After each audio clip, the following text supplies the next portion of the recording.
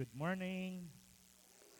Tayo po'y manalangin. Holy Spirit, good morning and thank you for another Sunday na binigay mo sa amin. Excited kami, Holy Spirit, na muli ay marinig ka sa aming puso, sa aming buhay. At sa oras na ito, Lord God, tulad ng declaration kanina, ng song, na yung presence mo, O God, ang patuloy na gino-glorify sa lugar na ito, Panginoon. And we pray na yung word mo ay patuloy po naming maunawaan. Kaya Lord, prepare our hearts and our spirit. In Jesus' name we pray. Amen and amen.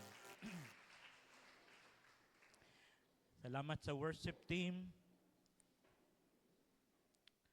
Sige po, tayo po ay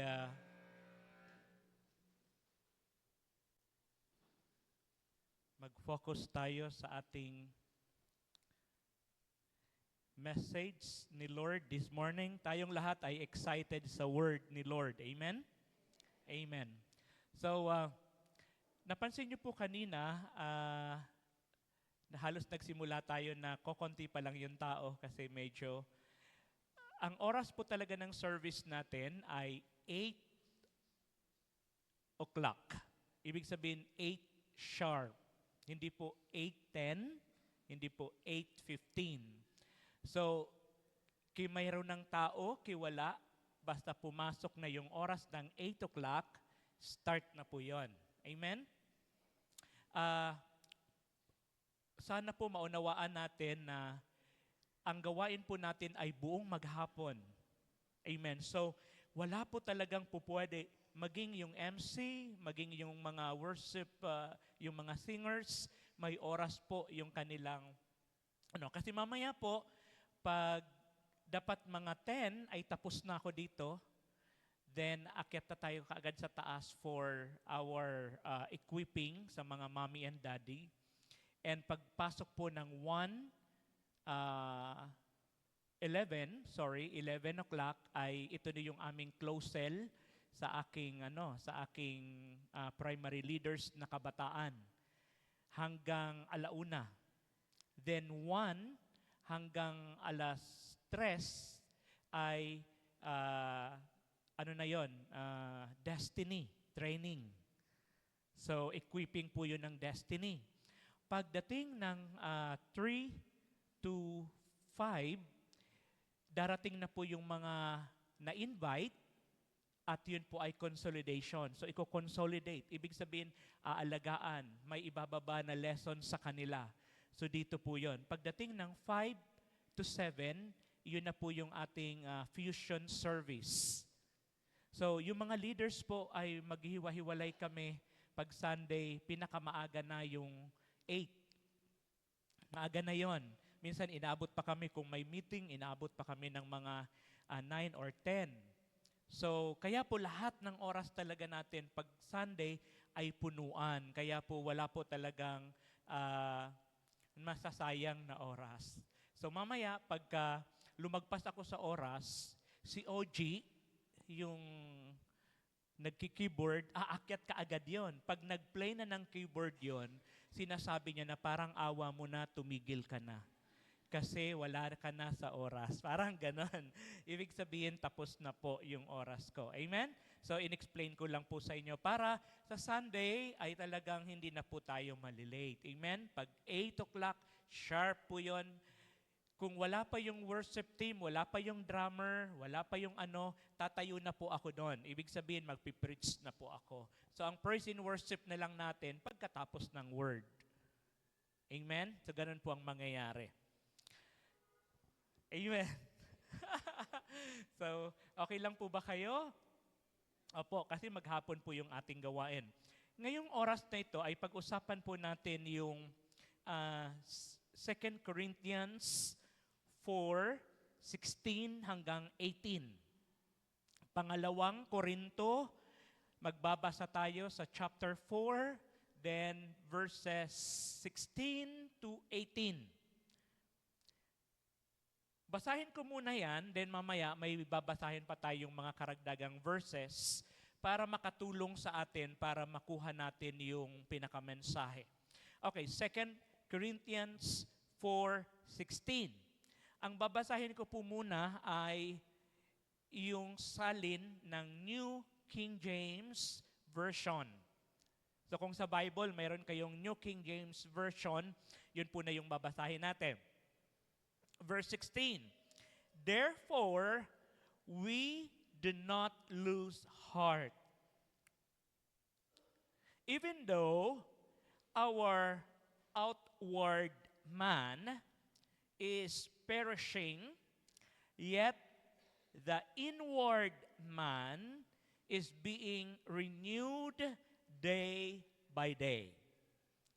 For our light affliction, which is but for a moment, is working for us as far more exceeding in eternal weight of glory.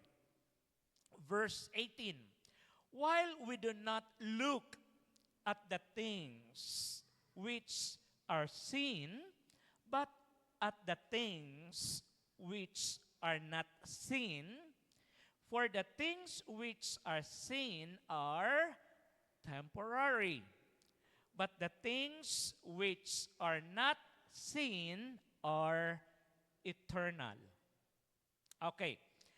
Basahin po natin yung NLT kasi binasa ko natin kanina ay New King James. Sa NLT, ito yung pagkasabi, medyo mas madaling intindihin yung NLT. Verse 16, that is why we never give up. Though our bodies are dying, our spirits are being renewed every day. For our present troubles are small and won't last very long. Yet they produce for us a glory that vastly outweighs them and will last forever. And verse 18, we don't look at the troubles we can see now. Rather, we fix our gaze on things that cannot be seen. For the things we see now will soon be gone. But the things we cannot see will last forever. Amen. So, sino po ang nagsasalita? Wala pong iba kundi si Paul. Sino ang kausap ni Paul? Mga mananampalataya sa Korinto. Amen? So bagay ito sa atin kasi lahat tayo ay mga mananampalataya na sa umagang ito. Kaya makaka-relate tayo sa sulat ni Paul para sa mga mananampalataya.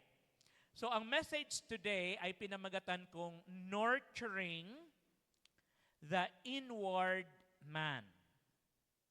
Nurturing the inward man.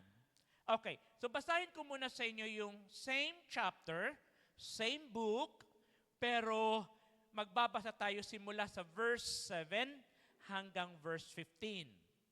Okay, kasi yung verse 7 and 15, siya yung magbibigay ng tatag doon sa verse 16 to 18. Siya yung magbibigay. Kasi mapansin po natin doon sa verse 16, ang simula niya ay, that is why never give up. So ibig sabihin, mayroon si Paul na nais mas nauna pang ipinapaunawa, ipinapaliwanag sa kanyang audience, kaya ang kanyang bungad sa 16, kaya nga. Diba? So kaya nga, huwag kayong mag-give up, kaya nga, huwag kayong sumuko, huwag kayong tumigil. So, ano kaya yung kaya nga? Diba? So, ibig sabihin, meron siyang tinutumbok na mensahe bago pa man yung verse 16. So, verse 7. Basahin natin. We now have this light shining in our hearts. Okay. So, yun yung sinasabi niya, di ba? So, we now have this light shining in our hearts. Yung light na tinutukoy po dyan ay hindi po yan literal na light. Ang sinasabi diyan, yung light ay walang iba kundi si Jesus Christ. So, kaya nga, sabi niya, ngayon, nasa inyo na ang liwanag. Sino ang liwanag? Si Jesus. Nasa atin na yung liwanag. So, dahil nasa atin na yung liwanag, sabi sa verse 16, huwag kayong sumuko. Never give up. Kasi nasa inyo na ang light. Opo. In our hearts. But we ourselves are like fragile clay jars containing this great treasure. This makes it clear that our great power is from God, not from ourselves. Verse 8, we are pressed on every side by troubles, but we are not crushed. We are perplexed, but not driven to despair. We are hunted down, but never abandoned by God. We get knocked down, but we are not destroyed. Through suffering, our bodies continue to share in the death of Jesus so that the life of Jesus may also be seen in our bodies. Yes, we live under constant danger of death because we serve Jesus, so that the life of Jesus will be evident in our dying bodies. We live in the face of death, but this has resulted in eternal life for you. But we continue to preach because we have the same kind of faith the psalmist had when he said, I believe in God, so I spoke. We know that God, who raised the Lord Jesus, will also raise us with Jesus and present us to himself together with you. All of this is for your benefit. And as God's grace reaches more and more people, there will be great thanksgiving, and God will receive more glory. Mahirap itong i-reconcile ng isang ordinaryong tao na ordinaryong mag-isip na mayroong ordinaryong pag-unawa about life. Mahirap itong i-reconcile. Bakit? Kailan ba nagiging blessing sa tao ang trouble? All of us mag-a-agree sa umagang ito. Ayaw ko ng trouble. At alam ko, ayaw mo din. Dahil sa atin bilang tao, ang ating understanding sa salitang trouble ay parusa. Amen? Oo, parusa. Pag ang marriage mo in trouble, parusa yan. Tama. Kapag ang finance mo in trouble, parusa yan. Kapag yung health mo ay nasa trouble, parusa yan. Kapag yung family mo nasa trouble, parusa yan. Lahat ng tao sa mundong ito, kung ikaw ay isang ordinaryong tao, ordinaryong ka mag-isip about life, ordinaryo yung pagkaintindi mo patungkol sa buhay, hindi mo kailanman i-wish kay Lord na sana Lord one day ang buhay ko ay mailagay mo sa trouble. Dahil kapag may nakarinig sa iyo niyan, sabihin niya, abnormal ka. Di ba? Oo. Sino ang magiging masaya kapag ikaw ay na-knockdown? Di ba? Yung parang because yung life mo ay in trouble, di ba? Sabi din sa binasa natin ay yung na-knockdown ka, ibig sabihin yung talagang ano ka na, suko ka na, di mo na kaya, hanggang dito na lang yung aking lakas. Sino ba ang magiging masaya doon? Oo, sabi doon, when we get knocked down, pero take note but, kapag na kay Lord ka, knockdown ka nga, but we are not destroyed. Palakpakan nga natin si Lord. Oo nga, knockdown ka nga, pero hindi ka naman sinira. Then ano pa? Oo nga, every day ay talagang may trouble. Every day ay talagang hinahabol ka ng kamatayan. Dahil ikaw ay naglilingkod kay Lord. But, never kang iniwan ng Diyos. Amen? Maybe your life today ay in trouble, or baka yung life natin ngayon ay pakiramdam mo ay hinahunting ka ng kamatayan, hinahabol ka ng kamatayan. Sabi niya, huwag kang mag-alala. Kasi doon sa verse 9, but never abandoned by God. Hindi ka inallow ni Lord na masira, but we are not crushed. Hallelujah. Although tayo ay nasasaktan, pero hindi ka ni Lord inallow na magkadurog-durog. May trouble man, pero dahil you have the light, because you have Jesus in your heart, hindi ka nadudurog, hindi ka iniiwan, at walang sino man ang pwedeng pumatay sa atin hanggat ang mga bagay na yan at pangyayaring yan ay hindi aalaw ni Lord. Amen? Okay. So nakuha na natin. Kaya sabi ni Paul sa verse 16, that is why, sabi doon, that is why we never give up. Sabihin mo sa katabi mo, huwag kang mag-give up. Amen. Iyan ang mga rason. May trouble, mayroong mga nangahabol sa iyo para ikaw ay patayin, para ikaw ay sirain, at ikaw ay siraan. Pero hindi ka inabandon ng Lord kailanman. Hindi ka ni Lord iniwan na lugmok. Kahit nalulugmok ka sometimes, itatayo ka ni Lord. Kasi, sabi ni Paul, yan ang mga dahilan na hindi ka dapat mag-give up. Yan ang mga rason kung bakit hindi ka mag-give up. Kasi sabi ni Paul, though our bodies are dying, our spirits are being renewed day by day. Pwede kang masaktan. Pwede kang ma-knockdown.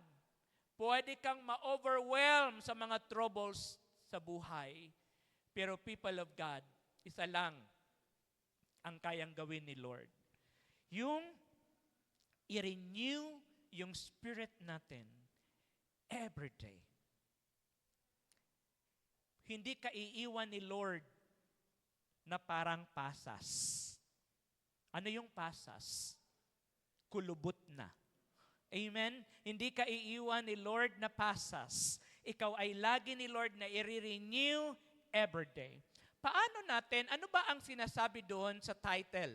Balikan na natin. Nakuha na natin yung mga ibig sabihin ng mga verses na yan. Balikan natin yung nurturing the inward man. Tayo pong tao ay create ng Diyos, ng isang Diyos na mayroon 3 persona. Kaya sabi niya, i-create daw ang tao ayon sa kanyang likeness and image. So tayong tao din ay nilikha ni Lord sa 3 bahagi. Amen? Ang tawag dito sa ating katawan, man.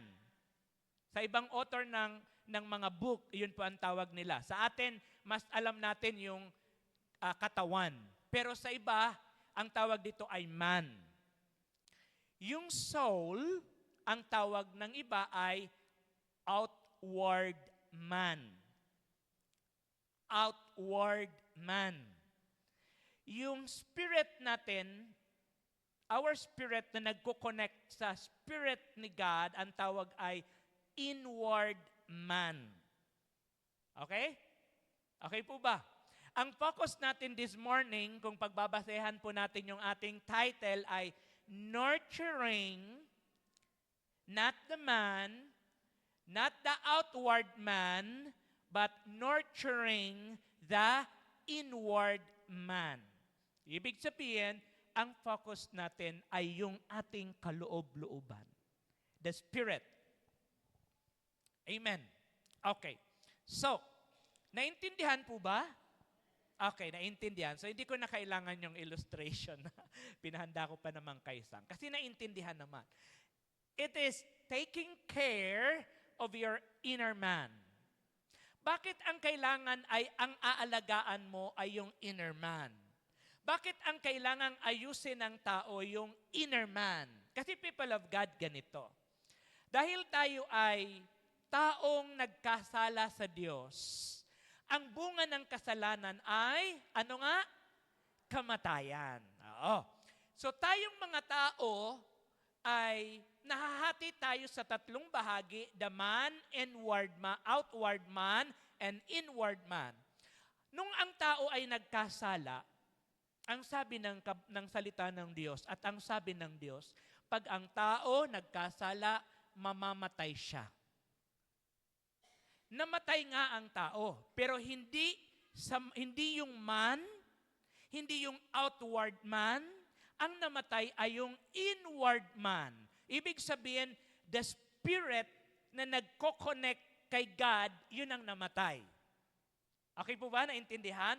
Kaya lahat tayong tao, dahil sa kasalanan ng lola natin na si Eve at si Adam, dapat lalabas tayo sa mundong ito na nahahati tayo sa tatlong bahagi. Okay?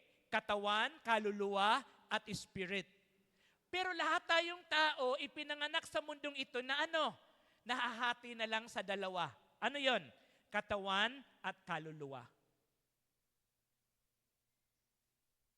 Yung spirit, patay po yun. Kaya nga mayroong Word of God, kaya mayroong church, kaya mayroong tinatawag na pastor, may tinatawag na mga tao para mangaral ng Word of God. Kasi para mabuhay muli ang inward man, ay kailangan niyang tanggapin ang Diyos sa kanyang buhay. Sapagkat habang ang tao ay nabubuhay sa mundong ito, hindi siya makakaunawa tungkol sa Diyos, sa plano ng Diyos, sa magandang pangarap ng Diyos sa kanya, hanggat hindi maipanganak yung kanyang inward man. Kaya ang tao ay mabubuhay kahit sa ay matanda na, nakabase sa kanyang nararamdaman ng outward man. Dahil ang tao, kahit patay na yung kanyang inward man, nabubuhay siya kasi yung kaluluwa ang nagbibigay sa katawan ng tao, okay, ng buhay. Amen. May pakiramdam ang katawan, nag-iisip ang katawan, nakakapagplano ang katawan nang dahil sa kaluluwa. Pero lahat ng kanyang plano ay taliwas sa plano ng Diyos dahil patay ang kanyang inward man. Naintindihan po ba? Dako, pag naintindihan nyo yan, panalo na ako. Kahit kuhanin na ako ni Lord. Kasi pag naunawaan mo yun, panalo na talaga tayo. Yan lang ang kailangan nating maunawaan. So ngayon mga anak, ang aayusin natin yung inward man. Kasi yun ang dapat alagaan.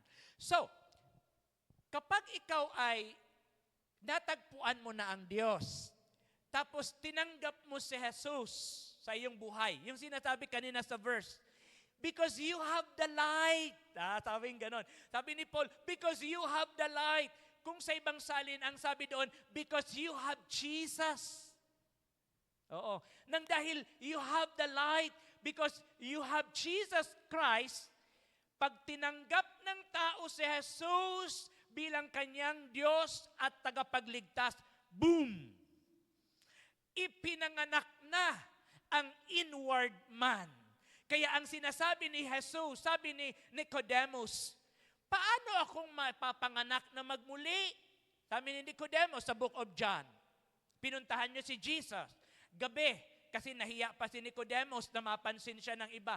Sabi ni Nicodemus kay Jesus, paano ako maipanganak? Imama na ako.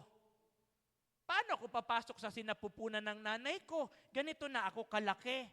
Paano ako maipapanganak? Sabi ni Jesus, ang kapanganakang sinasabi ko ay hindi kapanganakan sa man o sa katawan.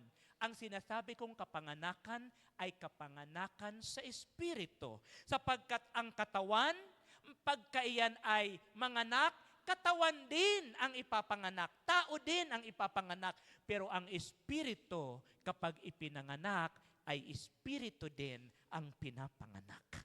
Hallelujah. Palakpakan natin si Lord. Kaya ang sabi ni Lord, all of you, lahat kayo, all of us, ay dapat na maipanganak sa Espiritu. Hanggat hindi tayo maipanganak sa Espiritu, mananatili tayong bulag sa katotohanan, bingi sa katotohanan, walang pag-unawa, ignorante sa katotohanan. Kapag hindi pinanganak yung inner man, kahit makinig ka ng marami pang mga ngaral, pag samasamahin mo na ang lahat ng mga mangangaral, hindi mo maiintindihan ang salita ng Diyos, hindi mo mauunawaan ang plano ng Diyos sa buhay mo dahil hindi pa pinapanganak ang iyong spirito. Amen. Palakpakan natin si Lord sa bagay na yan. So people of God, ang concern natin today ay paano natin pangalagaan ang inward man kasi yun lang naman talaga ang dapat isettle. Amen? Bakit? Bakit, pastor, yun lang ang kailangang isettle? Kasi yun lang naman ang hahanapin ni Lord sa tao. Sa judgment day, yun lang naman ang titingnan. Di ba? Sabi ni inutusan ni God si Samuel. Sabi niya, punta ka doon sa bahay ni Jesse. I-anoint mo yung isa sa mga anak niya dahil pinili ko yun na hari ng Israel. Tapos lumabas yung anak niya, si Abner, di ba? Yung lumabas kaagad. Paglabas, sabi ni Samuel, panalo to, panghari. Yung itsura niya, panalo. May height, pogi. Panghari talaga yung kanyang itsura. Sabi ni Lord, tumigil-tigil ka. Hindi fashion show, hindi model ang hinahanap ko. Hindi yun sinabi ni Lord. Ang sabi ni Lord, hindi yan. Sabi niya, kayong mga tao, hinuhusgahan nyo ang tao, lagi kayong bumabase sa physical appearance. Sabi ni God, ako, ang lagi kong tinitingnan, puso. Amen? Ang laging tinitingnan ni Lord is the inner man. Hallelujah. Kaya, di bali sa itsura, magkatalo-talo tayo. Amen? Oo. Sabihin mo sa katabi mo, talo tayo pagdating sa itsura. Amen? Pagdating sa height, nako, hindi tayo magkakapantay. Amen? Oo. So wala talaga. Wala nang labanan to. Panalo ka, panalo ako, panalo tayong lahat. Amen? Oo. Pero pagdating sa puso, pagdating sa inner man, yun ang hinahanap ni Lord. Tinitingnan ka ni Lord. Hallelujah. Ang laging tinitingnan ni Lord is the inner side. Pwede kang nakataas ng kamay during worship. Pero ang tinitingnan ni Lord is not your kamay. Ang tinitingnan ni Lord is your inner side. Nagpipray ka. Hindi ni Lord tinitingnan, hindi si Lord after sa kung ano yung sasabihin mo. Ang tinitingnan ni Lord, the inner side ng taong nagpipray. Amen? Tumulong ka. Nagbigay ka ng tulong. Hindi ni Lord tinitingnan yung tulong na binigay mo. Ang tinitingnan ni Lord is the inner side of your spirit. Lahat ng ginagawa mo sa mundong ito, hindi yon ang concern ni Lord. Ang lagi ni Lord tinitingnan is the inner side. Bakit? Lahat ng ginagawa mo sa mundong ito ay magiging at pwedeng maging pikein. Pero the inner side, ay hindi mo mapepeke yan. Hallelujah. Kaya si Lord, ang lagi niyang tinitingnan is the inner side ng bawat tao. Amen. Hallelujah. Salamat kay Lord. Amen. That's why we never give up. Amen. So, when the inward man is nourished, our time is 9:29. So, when the inward man is nourished, pag naalagaan natin yung inward man, number 1, punta na tayo kaagad.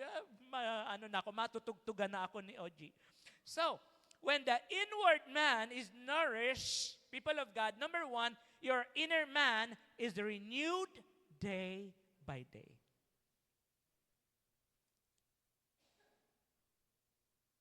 Verse 16, therefore, we do not lose heart, even though our outward man is perishing, yet the inward man is being renewed day by day.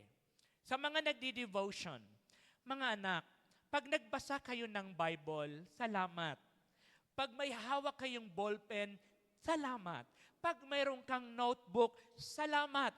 Pero yung nagbasa ka, nagsulat ka, hindi po yun makarenew ng iyong inner side kung hindi ka pa ipinanganak yung inner side mo. Pag hindi settle ito, kahit puno ang notebook, wala. Dati nung nangungupahan kami sa Novaliches, nung binata pa ako, meron kaming kapitbahay na born again. That time, demonyo pa ako. So, hindi pa ako born again that time. Pag nagbasa siya ng Bible, alam niya sigurong masama ako. Kasi nagbabasa ng Bible doon mismo sa pintuan ng bahay namin. Ang lakas! Ang lakas magbasa. Ang mga hindi nagsisisi sa kasalanan, mapupunta, binabasa niya talaga. Ang lakas. Naisip ko, nakakatuwa naman tong nanay na to, talagang malapit siya sa Diyos. Pero kung gaano siya kalakas magbasa ng Bible, ganun din siya kalakas magwala doon sa loob ng bahay niya. Pag nagalit siya, grabe, nagwawala. Hagis dito, hagis doon.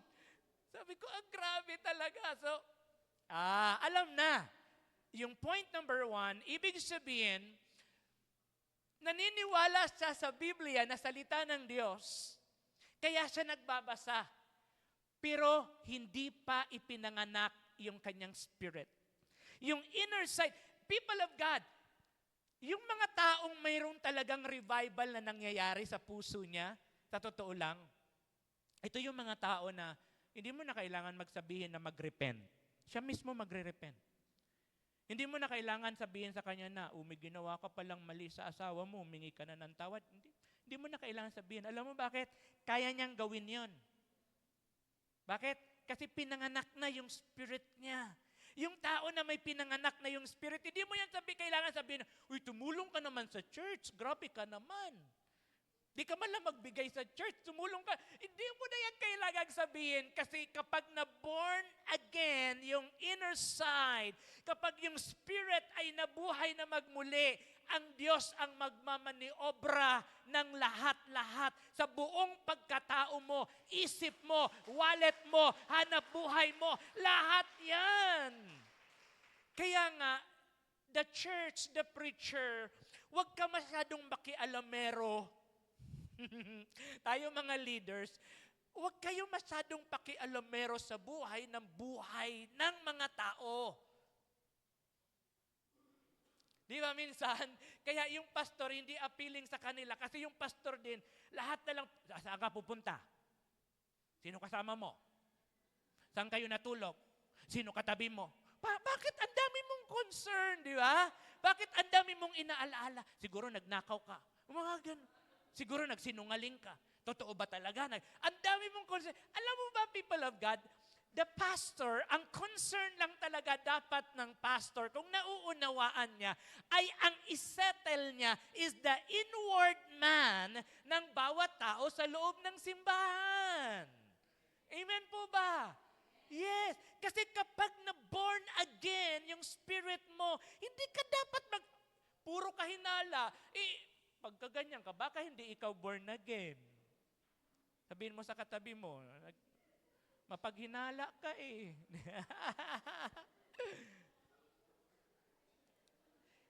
Ang kailangan lang isettle natin, ang kailangan lang natin everyday alagaan is the inward. Our spirit. Bakit? Kasi people of God, pag tama yung kaloob-looban, tama ang sasabihin, tama ang iisipin, tama ang gagawin, tama ang lugar na pupuntahan. Lahat na itatama ang kanyang ginagawa kasi nga tama ang nasa loob. Yan lang. Amen. Halimbawa, asawa mo, palamura. Yung anak mo, sinungaling.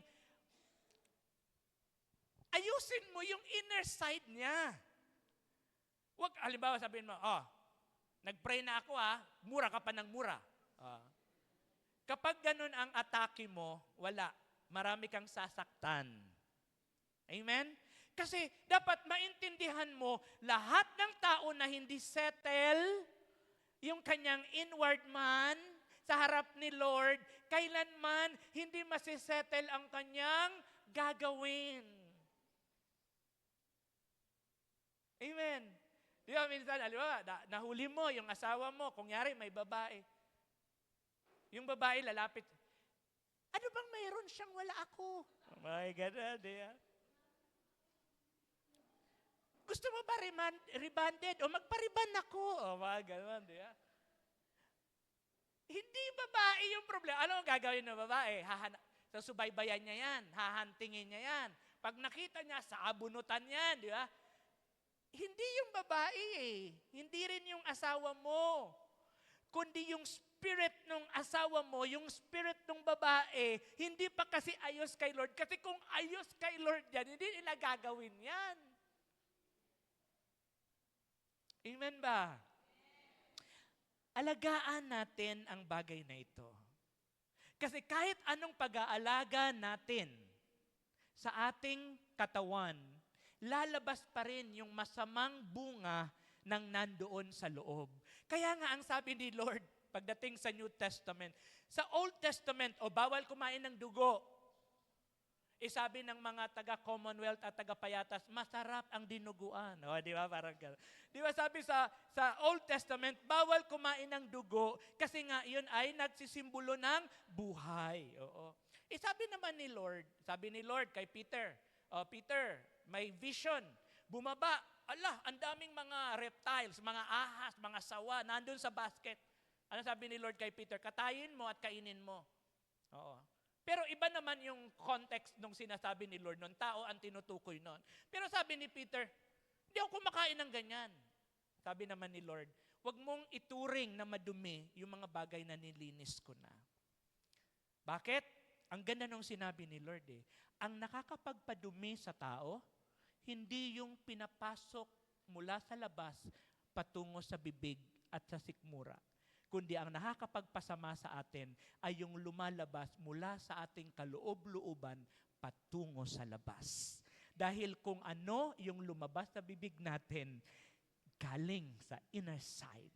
Yun ay, alam mo ba lahat ng salitang lumalabas sa bibig natin, yun ang nagpapakilala kung anong espiritu mayroon tayo at kung anong pagkatao mayroon tayo. Kaya nga, tigilan na natin yung magsabi na, hi, I'm born again Christian. Hallelujah. Wag mo nang ganun. Kasi yung iba natatawa, ano ngayon? Kaya yung iba pag namamalengke, pwede discount? Opo. Hallelujah. Hallelujah. Kaya yung mga iba, kaya minsan, nagiging katawa-tawa yung mga born-again Christian, dapat sana proud, pero minsan wala sa hulog kasi. Di ba? Wala sa hulog. Nag-abot ng bayad, binigay yung sukli, praise God. Kami, sa atin, pag sinabi mo yan, masaya tayo. Amen ba? Pag namalengke ka naman, sige, tuwan-tuwa ka kay Lord kasi binigyan ka ng discount. Huwag mo na munang lakasan masyado. Amen? Oo, kasi hindi matuwa yung kasama mo eh. Bakit? Ayan ka na naman, sisisihin mo na naman yung mga tao. Ang sasabihin na naman ng mga born again, kasi mga kasalanan sila, mga banal kami. Mali ka. Hindi mo naiintindihan na hindi pa ayos yung spirit niya kay Lord. Kaya umintindi ka, umunawa ka. Amen ba? Amen ba? Oo, tayo mga Kristiyano na kasi parang gusto natin, ako maayos na ako ha, banal na ako. Magpakabanal ka din. Gusto ba agad-agad banal lahat? Hindi.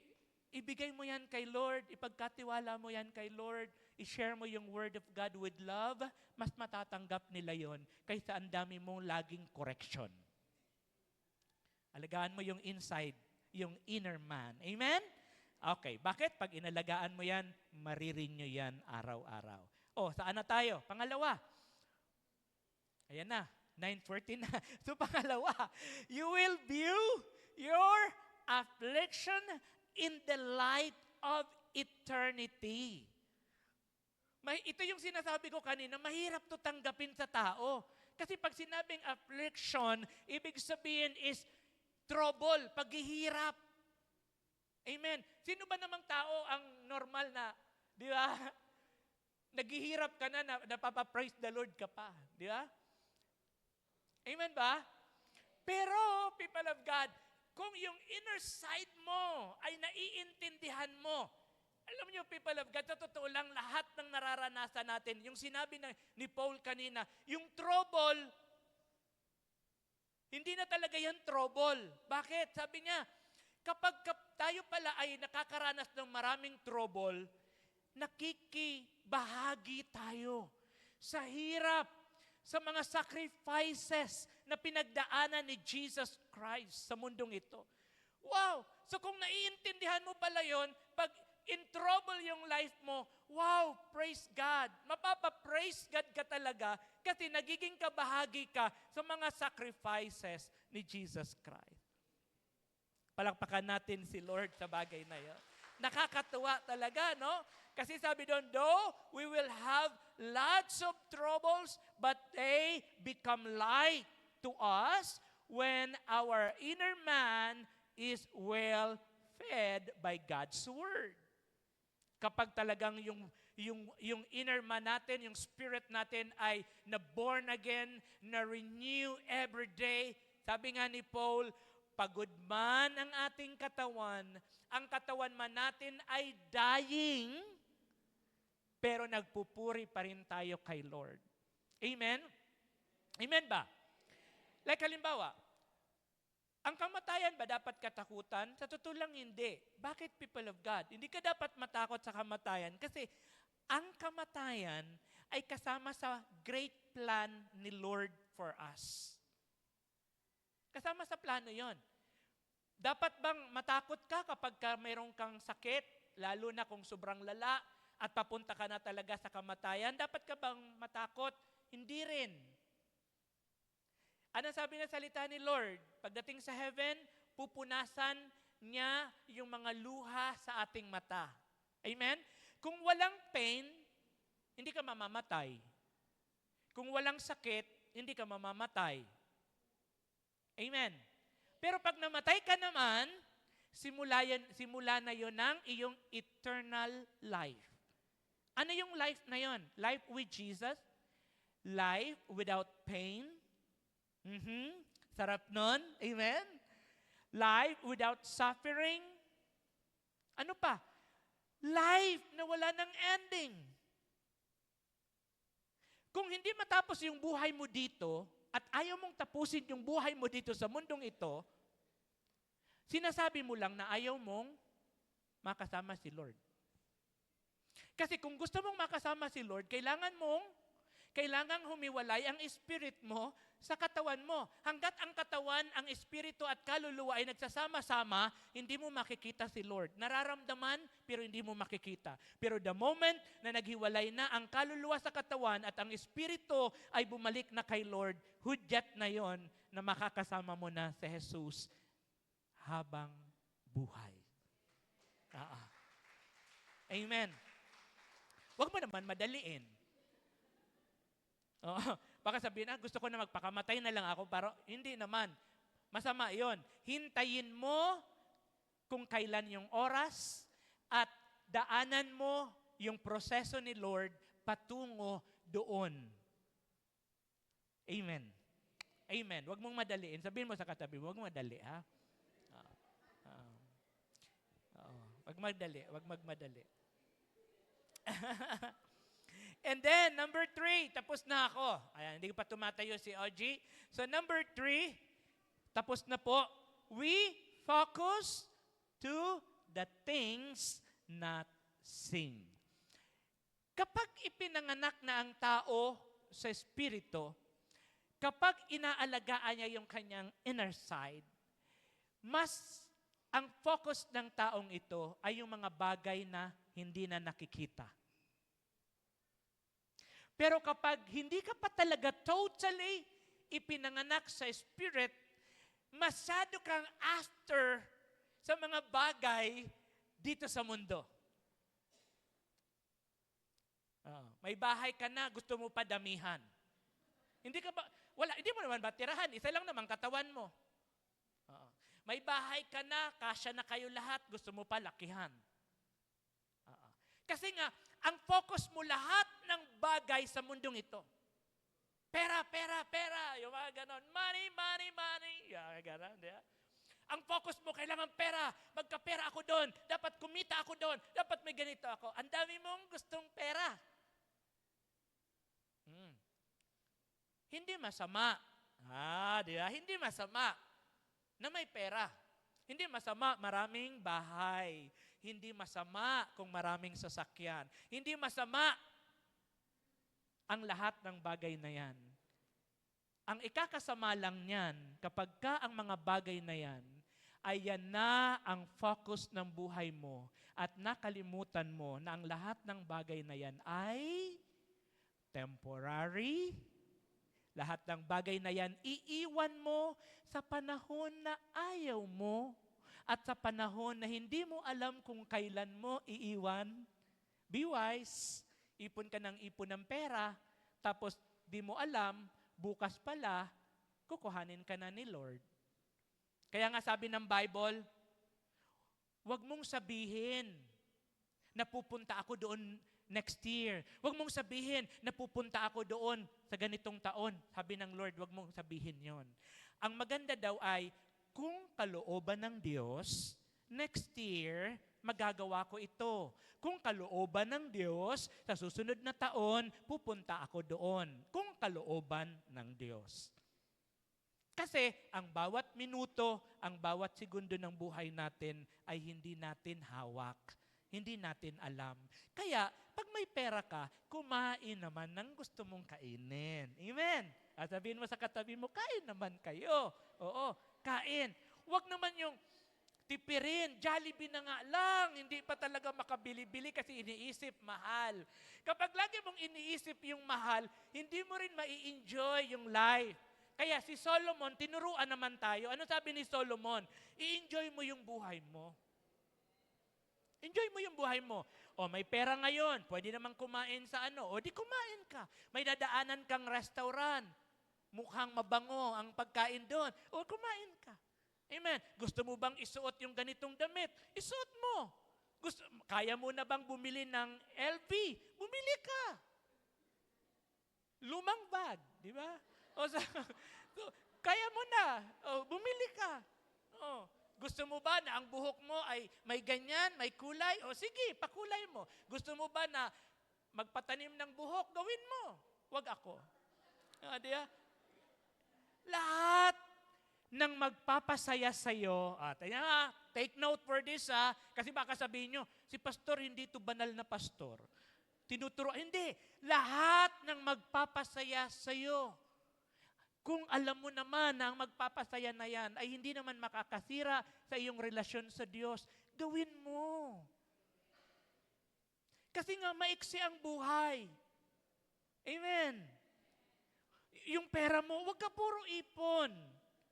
Kasi pag ipon ka ng ipon, yung mga anak mo magbarilan yan dahil sa inipon mo. So ikaw pa ang naging dahilan, pahama ka pa. Diba? Yung mga magkakamag-anak, bakit sila nag-aaway-away? Bakit may mga tampuhan? Dahil sa mga mana-mana yan. Kaya kung alam mo nang malapit ka nang mamatay, lumabas ka na, dalhin mo lahat ng pera. Enjoy your life!